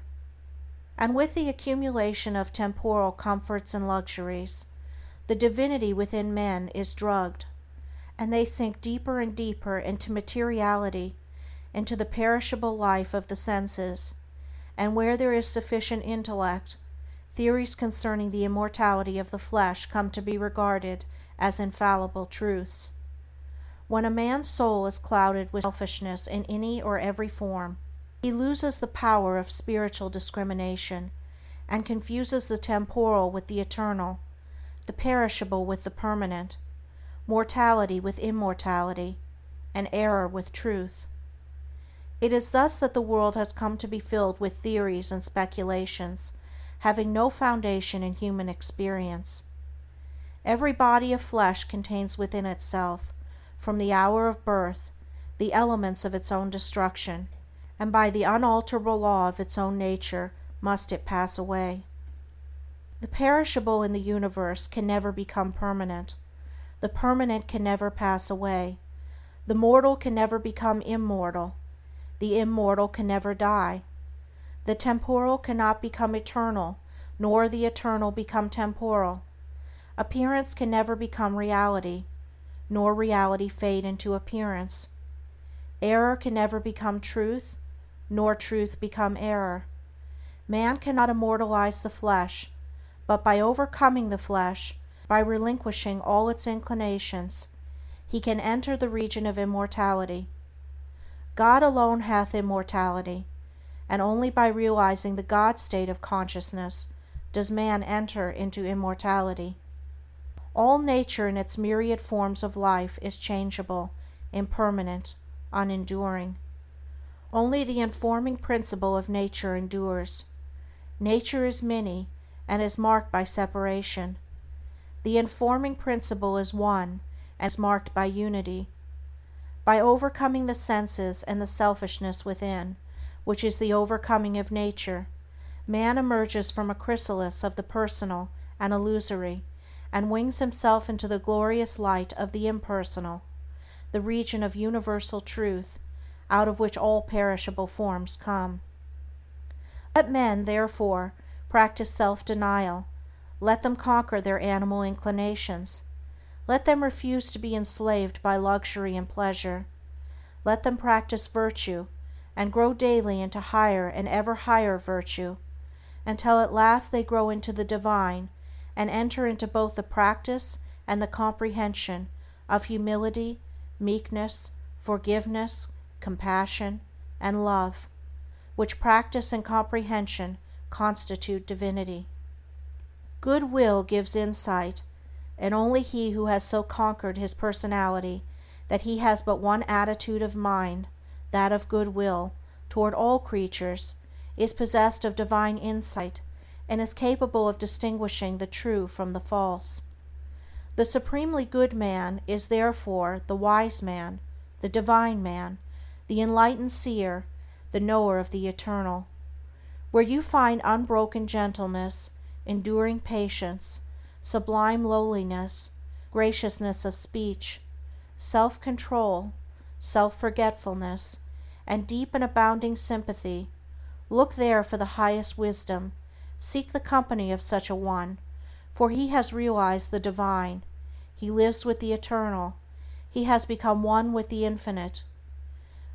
Believe not him that is impatient, given to anger, boastful, who clings to pleasure and refuses to renounce his selfish gratifications, and who practices not good-will and far-reaching compassion, for such a one hath not wisdom, vain is all his knowledge, and his works and words will perish, for they are grounded on that which passes away. Let a man abandon self, let him overcome the world, let him deny the personal. By this pathway only can he enter into the heart of the infinite. The world, the body, the personality are mirages upon the desert of time, transitory dreams in the dark night of spiritual slumber, and those who have crossed the desert, those who are spiritually awakened, have alone comprehended the universal reality where all appearances are dispersed and dreaming and delusion are destroyed. There is one great law which exacts unconditional obedience, one unifying principle which is the basis of all diversity, one eternal truth wherein all the problems of the earth pass away like shadows. To realize this law, this unity, this truth, is to enter into the infinite, is to become one with the eternal. To center one's life in the great law of love is to enter into rest, harmony, peace. To refrain from all participation in evil and discord, to cease from all resistance to evil, and from the omission of that which is good, and to fall back upon unswerving obedience to the holy calm within, is to enter into the inmost heart of things, is to attain to a living, conscious experience of that eternal and infinite principle which must ever remain a hidden mystery to the merely perceptive intellect.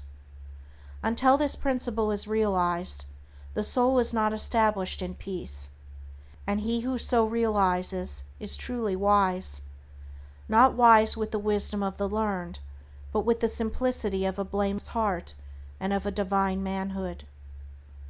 To enter into the realization of the infinite and eternal is to rise superior to time, and the world, and the body, which compromise the kingdom of darkness, and is to become established in immortality, heaven and the spirit, which make up the empire of light.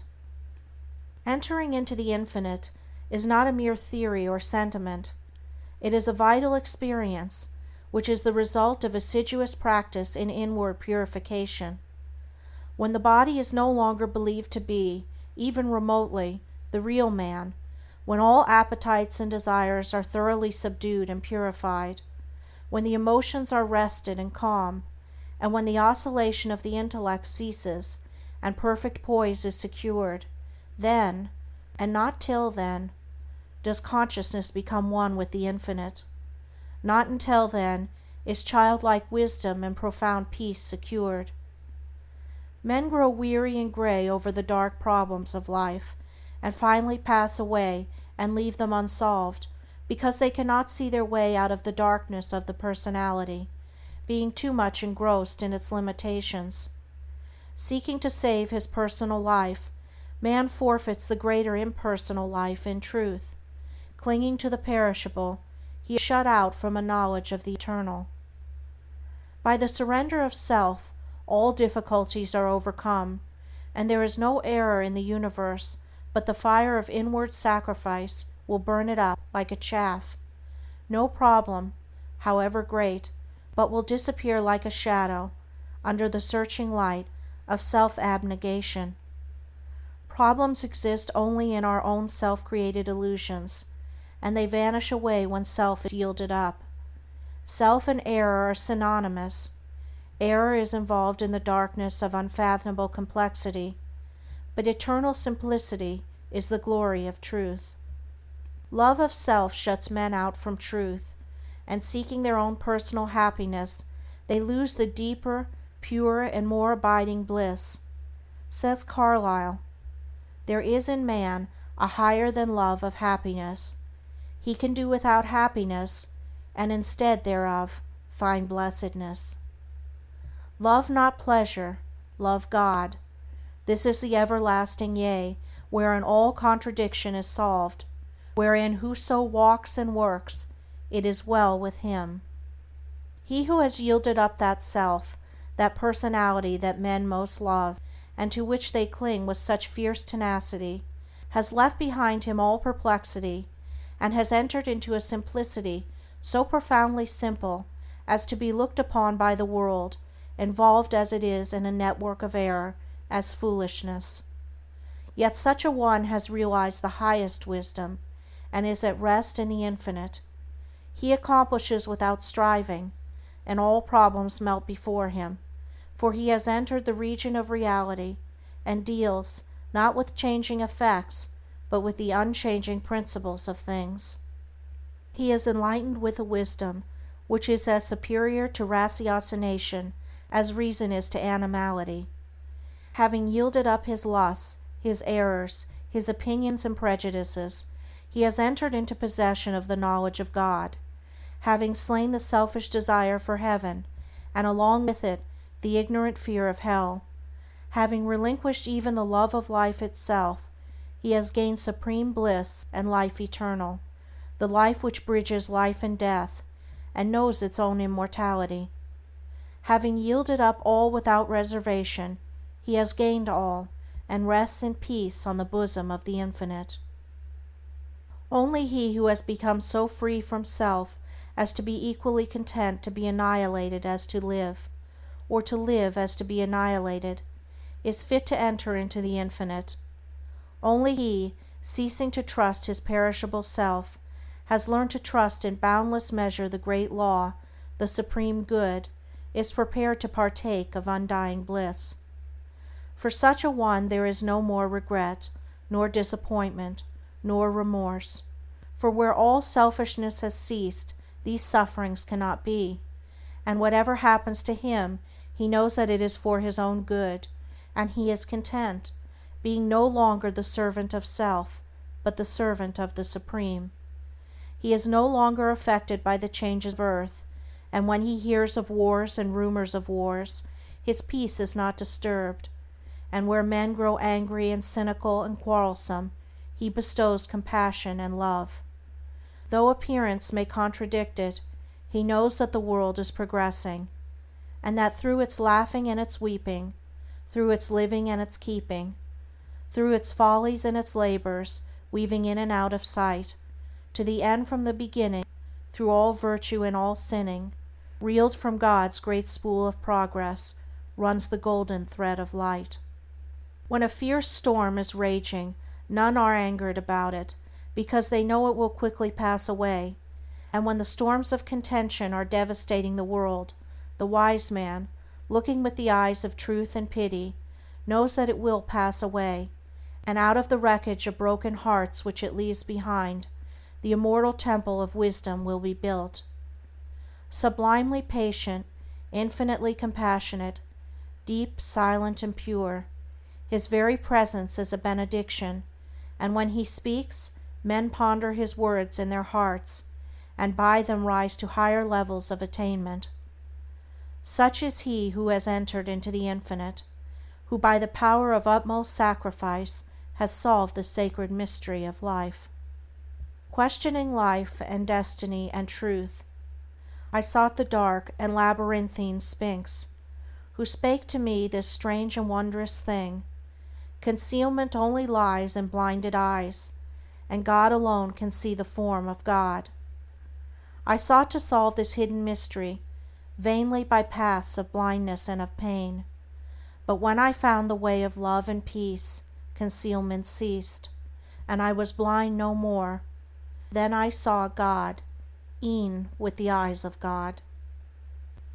End of chapter 5. Recording by Andrea Fiore. The Way of Peace by James Allen. Chapter 6. Saints, Sages, and Saviors. the law of service. The spirit of love, which is manifested as a perfect and rounded life, is the crown of being and the supreme end of knowledge upon this earth. The measure of a man's truth is the measure of his love, and truth is far removed from him whose life is not governed by love. The intolerant and condemnatory, even though they profess the highest religion, have the smallest measure of truth, while those who exercise patience, and who listen calmly and dispassionately to all sides, and both arrive themselves at, and incline others to, thoughtful and unbiased conclusions upon all problems and issues, have truth in fullest measure. The final test of wisdom is this: how does a man live? What spirit does he manifest? How does he act under trial and temptation? Many men boast of being in possession of truth, who are continually swayed by grief, disappointment, and passion, and who sink under the first little trial that comes along. Truth is nothing if not unchangeable, and in so far as a man takes his stand upon truth, does he become steadfast in virtue, does he rise superior to his passions and emotions and changeable personality. Men formulate perishable dogmas and call them truth. Truth cannot be formulated, it is ineffable, and ever beyond the reach of intellect. It can only be experienced by practice. It can only be manifested as a stainless heart and a perfect life. Who then, in the midst of the ceaseless pandemonium of schools and creeds and parties, has the truth? He who lives it, he who practices it, he who, having risen above that pandemonium by overcoming himself, no longer engages in it, but sits apart, quiet, subdued, calm and self-possessed, freed from all strife, all bias, all condemnation, and bestows upon all the glad and unselfish love of the divinity within him. He who is patient, calm, gentle, and forgiving under all circumstances manifests the truth. Truth will never be proved by wordy arguments and learned treatises, for if men do not perceive the truth in infinite patience, undying forgiveness, and all-embracing compassion, no words can ever prove it to them. It is an easy matter for the passionate to be calm and patient when they are alone, or are in the midst of calmness. It is equally easy for the uncharitable to be gentle and kind when they are kindly dealt with. But he who retains his patience and calmness under all trial, who remains sublimely meek and gentle under the most trying circumstances, he and he alone is possessed of the spotless truth. And this is so because such lofty virtues belong to the divine, and can only be manifested by one who has attained to the highest wisdom, who has relinquished his passionate and self-seeking nature, who has realized the supreme and unchangeable law, and has brought himself into harmony with it. Let men, therefore, cease from vain and passionate arguments about truth, and let them think and say and do those things which make for harmony, peace, love, and goodwill. Let them practice heart virtue, and search humbly and diligently for the truth which frees the soul from all error and sin, and from all that blights the human heart, and that darkens, as with unending night, the pathway of the wandering souls of earth. There is one great all-embracing law which is the foundation and cause of the universe, the law of love. It has been called by many names in various countries and at various times, but behind all its names the same unalterable law may be discovered by the eye of truth. Names, religions, personalities pass away, but the law of love remains. To become possessed of a knowledge of this law, to enter into conscious harmony with it, is to become immortal, invincible, indestructible. It is because of the effort of the soul to realize this law that men come again and again to live, to suffer, and to die, and when realized, suffering ceases, personality is dispersed, and the fleshy life and death are destroyed, for consciousness becomes one with the eternal. The law is absolutely impersonal, and its highest manifested expression is that of service. When the purified heart has realized truth, it is then called upon to make the last, the greatest and holiest sacrifice, the sacrifice of the well-earned enjoyment of truth. It is by virtue of this sacrifice that the divinely emancipated soul comes to dwell among men, clothed with a body of flesh, content to dwell among the lowliest and least, and to be esteemed the servant of all mankind. That sublime humility which is manifested by the world's saviors is the seal of Godhead, and he who has annihilated the personality and become a living, visible manifestation of the impersonal, eternal, boundless Spirit of Love is alone singled out as worthy to receive the unstinted worship of posterity. He only who succeeds in humbling himself with that divine humility which is not only the extinction of self, but is also the pouring out upon the spirit of unselfish love, is exalted above measure and given spiritual dominion in the hearts of mankind. All of the great spiritual teachers have denied themselves personal luxuries, comforts, and rewards, have abjured temporal power, and have lived and taught the limitless and impersonal truth.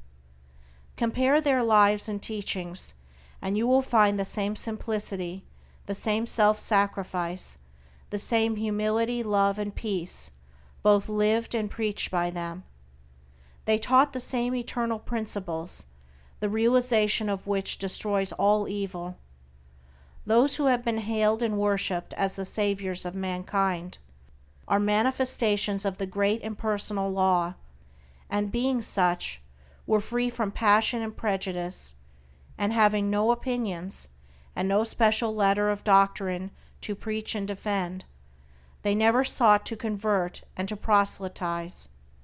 Living in the highest goodness, the supreme perfection, their sole object was to uplift mankind by manifesting that goodness in thought, word, and deed.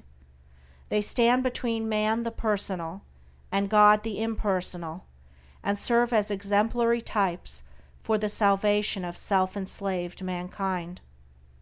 Men who are immersed in self, and who cannot comprehend the goodness that is absolutely impersonal, deny divinity to all saviors except their own, and thus introduce personal hatred and doctrinal controversy, and while defending their own particular views with passion, look upon each other as being heathens or infidels, and so render null and void, as far as their lives are concerned, the unselfish beauty and holy grandeur of the lives and teachings of their own masters.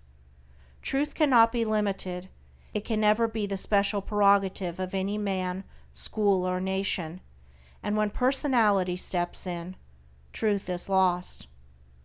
The glory alike of the saint, the sage, and the savior is this, that he has realized the most profound lowliness, the most sublime unselfishness, having given up all, even his own personality.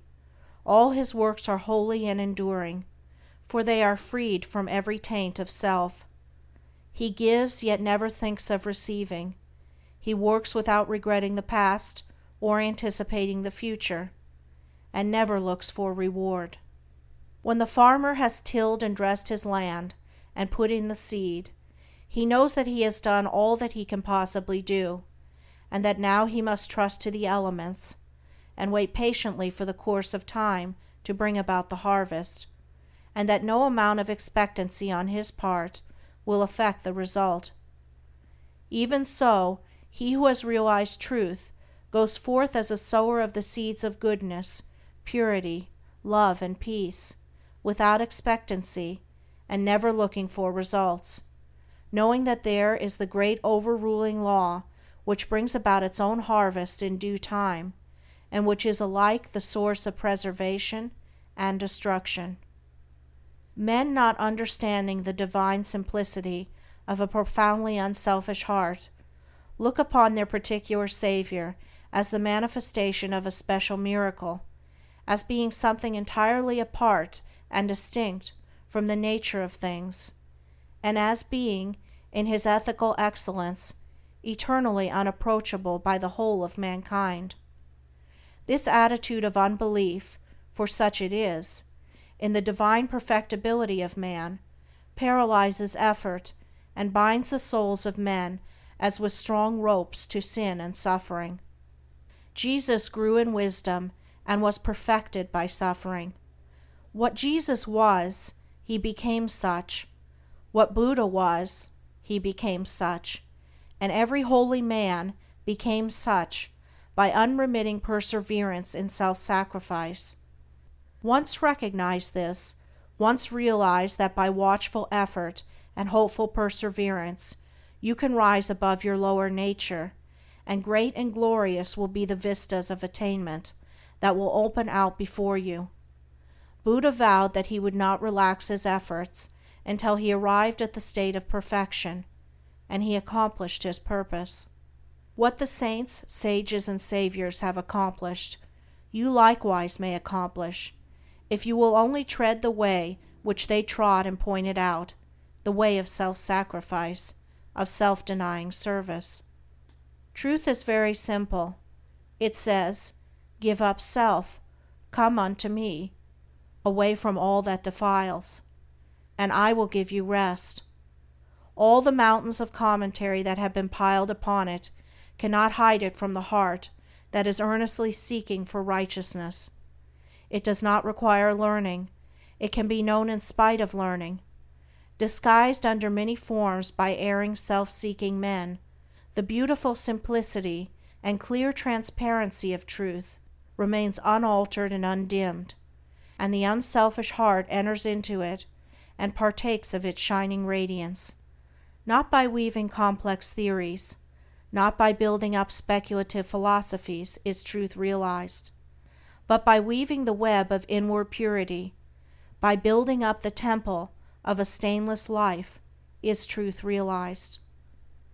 He who enters upon this holy way begins by restraining his passions. This is virtue, and is the beginning of saintship, and saintship is the beginning of holiness. The entirely worldly man gratifies all his desires, and practices no more restraint than the law of the land in which he lives demands. The virtuous man restrains his passions. The saint attacks the enemy of truth in its stronghold within his own heart, and restrains all selfish and impure thoughts, while the holy man is he who is free from passion and all impure thought, and to whom goodness and purity have become as natural as scent and color are to the flower. The holy man is divinely wise. He alone knows truth in its fullness, and has entered into abiding rest and peace. For him evil has ceased. It has disappeared in the universal light of the All-Good. Holiness is the badge of wisdom. Said Krishna to Prince Arjuna, "Humbleness, truthfulness, and harmlessness, patience and honor, reverence for the wise, purity, constancy, control of self, contempt of self-delights, self-sacrifice, perception of the certitude of ill in birth, death, age, disease, suffering, and sin, an ever tranquil heart in fortune's good and fortune's evil, endeavors resolute to reach perception of the utmost soul, and grace to understand what gain it were, so to attain.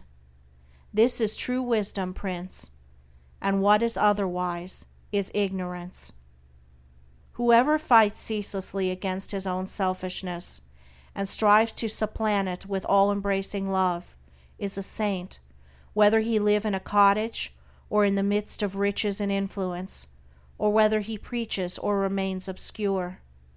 To the worldling, who is beginning to aspire towards higher things, the saint, such as sweet Saint Francis of Assisi or a conquering Saint Anthony, is a glorious and inspiring spectacle. To the saint, an equally enrapturing sight is that of the sage, sitting serene and holy, the conqueror of sin and sorrow, no more tormented by regret and remorse, and whom even temptation can never reach. And yet even the sage is drawn on by a still more glorious vision, that of the Savior, actively manifesting his knowledge in selfless works, and rendering his divinity more potent for good by sinking himself in the throbbing, sorrowing, aspiring heart of mankind. And this only is true service, to forget oneself in love towards all, to lose oneself in working for the whole. O thou vain and foolish man, who thinkest that thy many works can save thee, who, chained to all error, talkest loudly of thyself, thy work, and thy many sacrifices, and magnifiest thine own importance, know this, that though thy fame fill the whole earth, all thy works shall come to dust, and thou thyself be reckoned lower than the least in the kingdom of truth. Only the work that is impersonal can live. The works of self are both powerless and perishable. Where duties, howsoever humble, are done without self-interest and with joyful sacrifice, there is true service and enduring work. Where deeds, however brilliant and apparently successful, are done from love of self, there is ignorance of the law of service, and the work perishes. It is given to the world to learn one great and divine lesson, the lesson of absolute unselfishness. The saints, sages, and saviors of all time are they who have submitted themselves to this task, and have learned and lived it. All the scriptures of the world are framed to teach this one lesson. All the great teachers reiterate it. It is too simple for the world, which, scorning it, stumbles along in the complex ways of selfishness. A pure heart is the end of all religion and the beginning of divinity. To search for this righteousness is to walk the way of truth and peace, and he who enters this way will soon perceive that immortality, which is independent of birth and death, and will realize that in divine economy of the universe the humblest effort is not lost. The divinity of a Krishna, a Gautama, or a Jesus is the crowning glory of self-abnegation, the end of the soul's pilgrimage in matter and mortality, and the world will not have finished its long journey until every soul has become as these, and has entered into the blissful realization of its own divinity. Great glory crowns the heights of hope by arduous struggle won. Bright honor rounds the hoary head that mighty works hath done. Fair riches come to him who strives in ways of golden gain, and fame enshrines his name who works with genius glowing brain. But greater glory waits for him who in the bloodless strife gains self and wrong, adopts in love the sacrificial life, and brighter honor rounds the brow of him who mid the scorns of blind idolaters of self accepts the crown of thorns. And fairer, purer riches come to him who greatly strives to walk in ways of love and truth to sweeten human lives. And he who serveth well mankind exchanges fleeting fame for light eternal, joy and peace, and robes of heavenly flame. End of chapter 6. Recording by Andrea Fiore.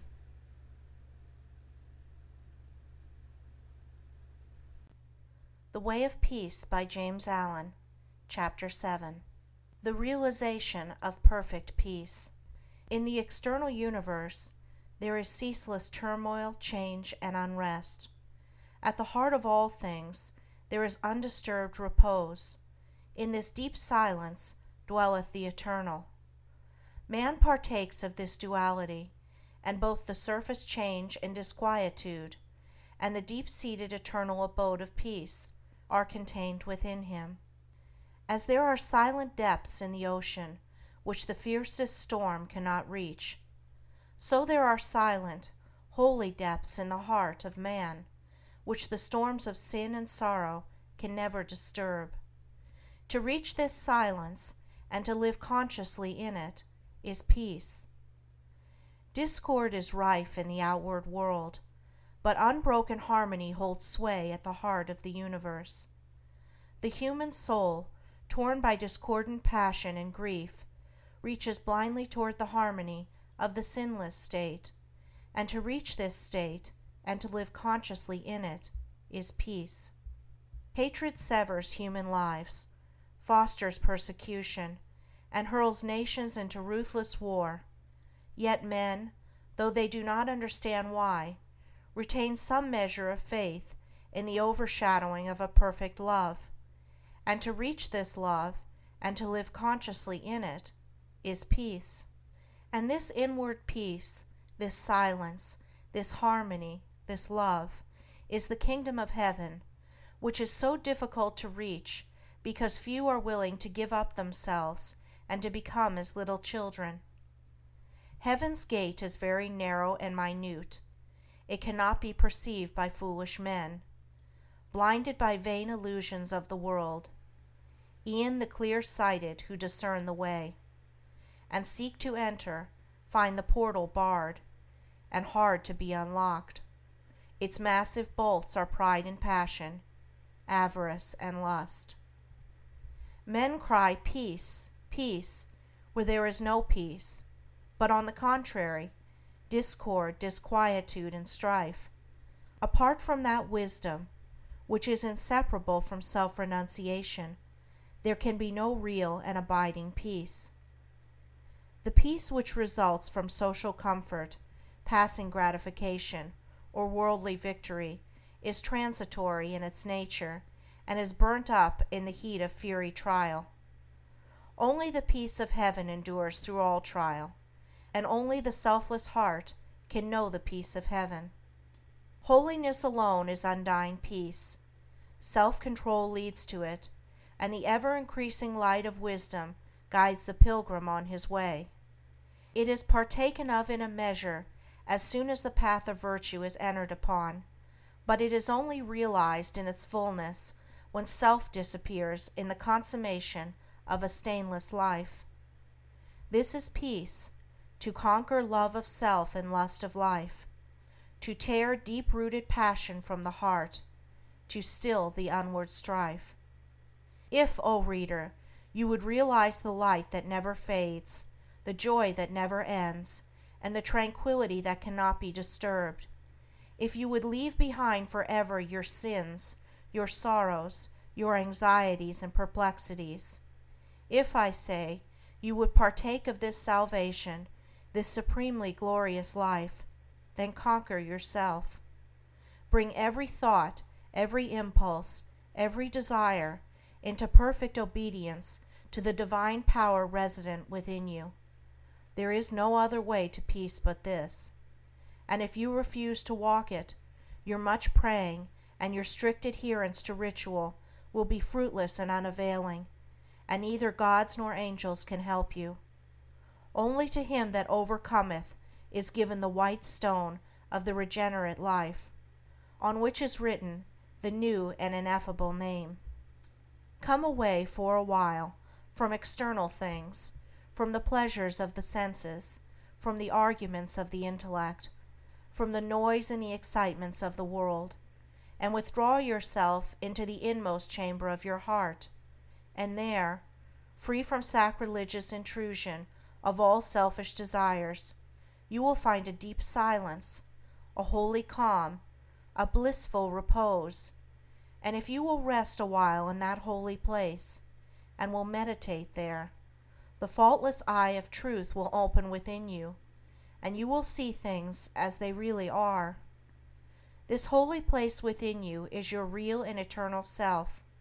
It is the divine within you, and only when you identify yourself with it can it be said to be clothed and in your right mind. It is the abode of peace, the temple of wisdom, the dwelling place of immortality. Apart from this inward resting place, this mount of vision, there can be no true peace, no knowledge of the divine, and if you can remain there for 1 minute, 1 hour, or 1 day, it is possible for you to remain there always.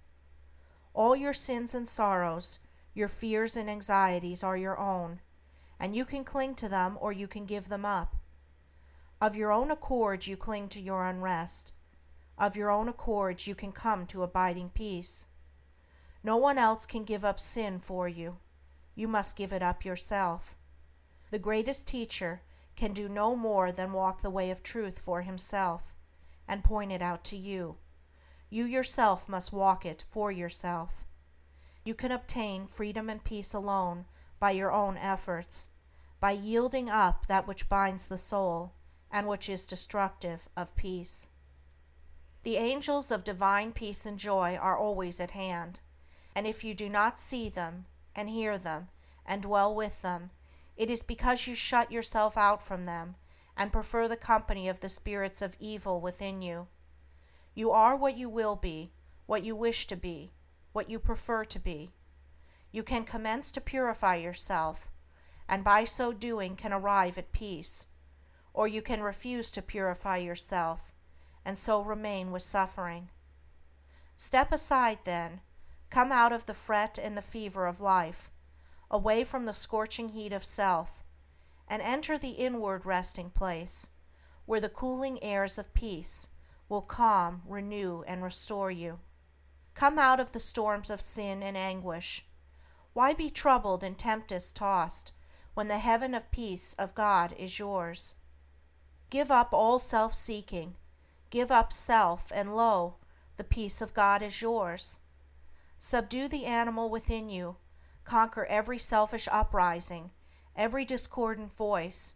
Transmute the base metals of your selfish nature into the unalloyed gold of love, and you shall realize the life of perfect peace. Thus subduing, thus conquering, thus transmuting, you will, O reader, while living in the flesh, cross the dark waters of mortality, and will reach that shore upon which the storms of sorrow never beat, and where sin and suffering and dark uncertainty cannot come. Standing upon that shore, holy, compassionate, awakened, and self-possessed and glad with unending gladness, you will realize that never the Spirit was born, the Spirit will cease to be never. Never was a time it was not. End and beginning are dreams. Birthless and deathless and changeless remaineth the Spirit forever. Death hath not touched it at all, dead though the house of it seems. You will then know the meaning of sin, of sorrow, of suffering, and that the end thereof is wisdom, will know the cause and the issue of existence. And with this realization you will enter into rest, for this is the bliss of immortality, this is the unchangeable gladness, this is the untrammeled knowledge, undefiled wisdom, and undying love. This and this only is the realization of perfect peace. O thou who wouldest teach men of truth, hast thou passed through the desert of doubt? Art thou purged by the fires of sorrow? Hath Ruth the fields of opinion cast out? Of thy human heart, is thy soul so fair that no false thought can ever harbor there? O thou who wouldest teach men of love, hast thou passed through the place of despair? Hast thou wept through the dark night of grief? Does it move, now freed from its sorrow and care, thy human heart to pitying gentleness, looking on wrong and hate and ceaseless stress? O thou who wouldest teach men of peace, hast thou crossed the wide ocean of strife? Hast thou found on the shores of the silence release from all the wild unrest of life? From thy human heart hath all striving gone, leaving but truth and love and peace alone. End of chapter 7. Recording by Andrea Fiore. End of The Way of Peace by James Allen.